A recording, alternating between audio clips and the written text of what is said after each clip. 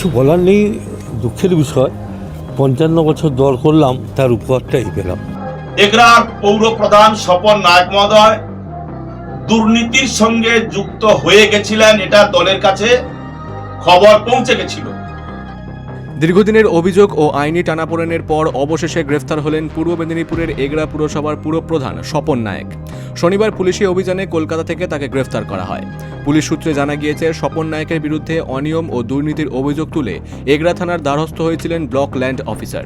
তার করা ওই এফআইআরের ভিত্তিতেই মূল তদন্ত প্রক্রিয়া গতি পায়। সরকারি জমি সংক্রান্ত গড়মিল বা পুরসভার কাজে ভূমি সংস্কার দফতরের নিয়ম লঙ্ঘনের মতন গুরুতর অভিযোগ তার বিরুদ্ধে আনা হয়েছে বলেই জানা গিয়েছে। 93 সালে হয়। তারপরে আমাদের যিনি আগে চেয়ারম্যান ছিলেন মঞ্জুর মেকআপ, তিনি নতুন শহর গড়ার জন্য তখন সূর্য মিশ্র ল্যান্ড মিনিস্টার, ল্যান্ডের সচিব, পৌর বিষয়ক দপ্তরের সচিব তাকে জায়গা চান, কারণ আমাদের তখন একটুকু জায়গা ছিল।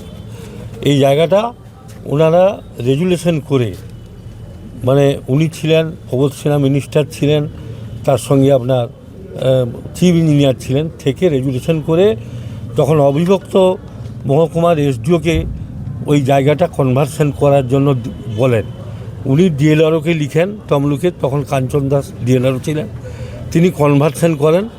মানে শ্মশান থেকে উদ্বাস্তু আমাদেরকে 80 ডিসমিল জায়গা দেওয়া হয় এবং তারপরে ওটা রেকর্ডও করা হয়।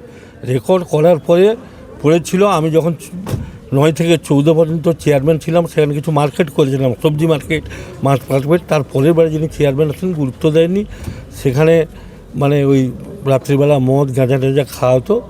তারপরে আমরা তখন কী করি, বিওসির সিদ্ধান্ত নিয়ে, বোর্ডের সিদ্ধান্ত নিয়ে সেটা আমরা বলি যে সে জায়গাটাকে যে কোনো উপায়ে আমাদেরকে ব্যবস্থা করতে হবে। আপনি সেটা করেছিলেন? হ্যাঁ, কিন্তু বিওসির এটা কি আপনি বলবেন রাজনৈতিক চক্রান্ত? কিছু বলার নেই, দুঃখের বিষয়। ৫৫ বছর দল করলাম, তার উপহারটা এই পেলাম। গোপন সূত্রে খবর পেয়ে এগরা থানার পুলিশের একটি বিশেষ দল কলকাতায় অভিযান চালায়। সেখান থেকেই তাকে হেফাজতে নেওয়া হয়। গ্রেফতারের বিষয়টি নিশ্চিত করে পূর্ব মেদিনীপুর জেলার পুলিশ সুপার মিতুন কুমার দে জানিয়েছেন, গত 20 ডিসেম্বর বিএলআরও এগরা 1-এর লিখিত অভিযোগ, এটা হচ্ছে একটা, যেটাকে আমরা পরিভাষায় খতিয়ান 1-এর জমি, তার একটা বৈধ হস্তান্তর বলতে পারি আমরা, মানে একটা ইলিগাল লিজিং আউট বা ট্রান্সফার, যেটা naturally which was reportedly executed without competent approval and through an unregistered deed. Naturally it resulted in loss of government revenue. তো সেই কেসের ইনভেস্টিগেশনের পার্ট হিসেবে এগরা পৌরসভার যে chairman Swapan Nayek has been arrested. আমরা কাল তাকে কোর্টের কাছে পেশ করে পুলিশ কাস্টডি চাইব। নতুন বছরের শুরুতেই শাসক দলের এক প্রভাবশালী পুরপ্রধানের গ্রেফতারিকে কেন্দ্র করে এগরা সহ গোটা পূর্ব মেদিনীপুর জেলায় রাজনৈতিক শোরগোল শুরু হয়েছে। বিরোধীরা এই গ্রেফতারিকে স্বাগত জানিয়ে পুরো ঘটনার স্বচ্ছ তদন্তের দাবি জানান।